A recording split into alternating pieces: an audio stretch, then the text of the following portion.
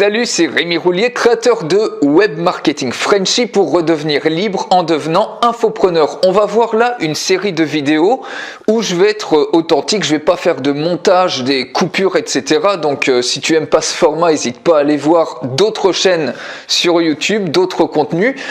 Et je vais te répondre un petit peu avec mon histoire personnelle, mon vécu sur cette première question. En tant qu'infopreneur, avec quel statut juridique tu peux démarrer? Donc si tu te poses la question, si tu as envie d'être infopreneur actuellement, tu peux te dire bah oui, ok, mais quel statut juridique je vais adopter?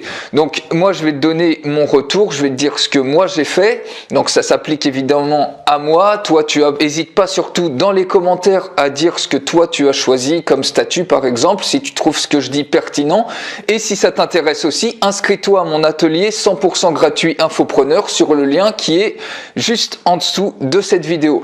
Alors moi, avec quel statut j'ai démarré? Je suis d'ailleurs toujours sous ce statut-là, c'est le statut de l'auto-entrepreneur. En fait, maintenant ça s'appelle micro-entrepreneur.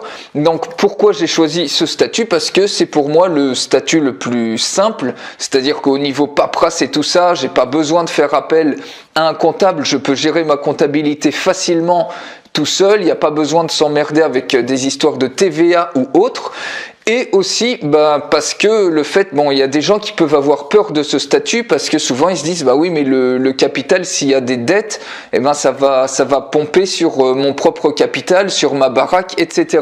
Sauf que quand tu es infopreneur, le gros avantage c'est que tu as pas besoin d'investissement, tu as besoin de très peu ou pas d'investissement puisque les produits que tu vas créer c'est des produits digitaux.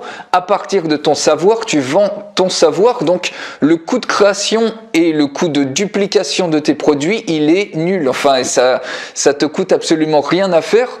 Donc voilà en fait les deux raisons principales qui m'ont permis qui ont fait que j'ai choisi ce statut-là. Donc la facilité de la comptabilité, il n'y a pas de paperasse, ça me permet de me focaliser que essentiellement sur la création de valeur, donc la création de contenu. Et également, tu n'as pas forcément ce problème de risque avec le capital puisque tu n'as pas besoin d'investir énormément pour te lancer en tant qu'infopreneur. Donc n'hésite pas à me dire si toi quel statut tu as adopté, si tu trouves ce que je dis pertinent par rapport à ta situation, donc laisse un commentaire. Et si ça t'intéresse, inscris-toi à l'atelier 100% gratuit infopreneur qui est dans la description de cette vidéo. À très bientôt, ciao.